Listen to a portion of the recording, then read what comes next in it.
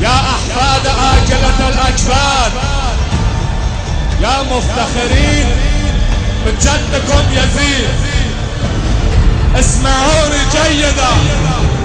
نحن الشيعة علي بن أبي طالب وإخواننا أهل السنة سيشاركون معنا.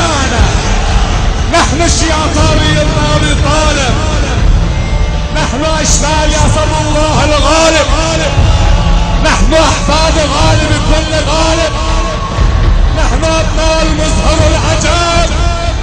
ننتظر لكلمتين من لسان السيد القائد المفدى، ما بدنا إعلان الجهاد، كلمتين بس.